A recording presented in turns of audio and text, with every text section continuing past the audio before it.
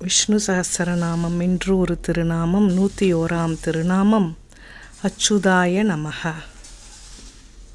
Parasara butter என்னும் வைணவ ஆச்சாரியா ராமானுஜரின் முதன்மை சீடரான கூரத்தாழ்வானின் திருமகன் ஆவார். ரங்கநாயகி தாயாரும் திருவரங்கநாதனும் அவரை தங்கள் மகனாகவே பாவித்து வளர்த்தார்கள். அவர் ஒருமுறை காட்டுப்பாதையில் சென்று கொண்டிருந்தார்.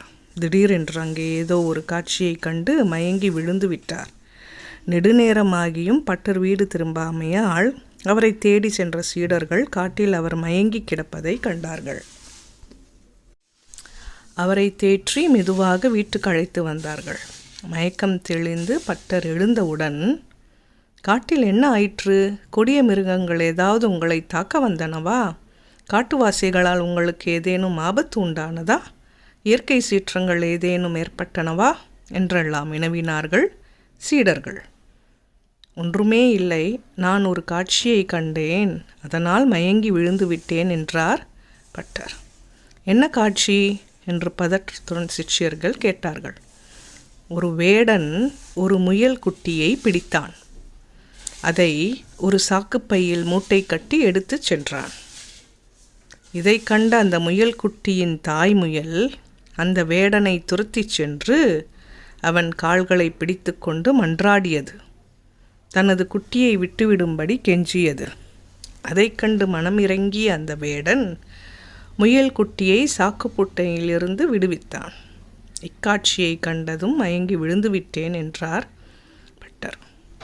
இந்த காட்சியில் மயங்கி விழும் அளவுக்கு என்ன இருக்கிறது என்று கேட்டார்கள் சீடர்கள்.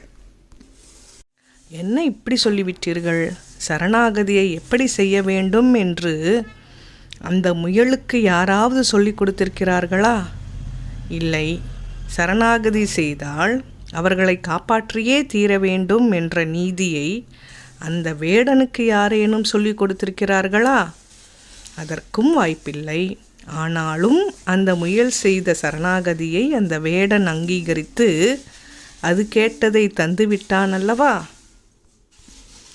சரணாகதி என்றால் என்னவென்றே அறியாத ஒரு முயலுக்கு ஒரு சாமானிய வேடன் இப்படி கருணை காட்டுகிறான் என்றால், சரணாகத வத்சலனான எம்பெருமான் அவனே கதி என்ற உறுதியுடன் அவன் திருவடிகளை சரணடைந்த நமக்கு எவ்வளவு அனுகிரகம் செய்வான்.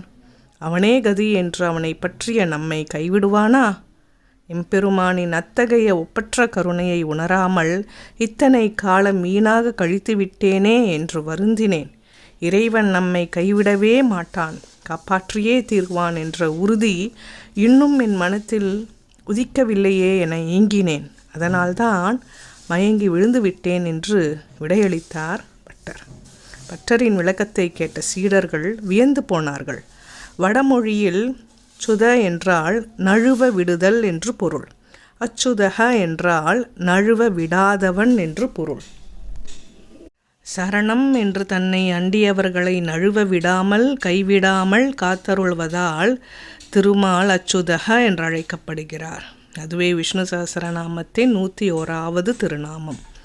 இந்த திருநாமத்தின் பொருளை விளக்கும் விதமாகவே திருமலையப்பன் எழுந்தருளியுள்ளார். அவர் தனது வலது திருக்கையை திருவடிகளை நோக்கி காட்டி அந்த திருவடிகளில் சரணாகதி செய்ய சொல்கிறார்.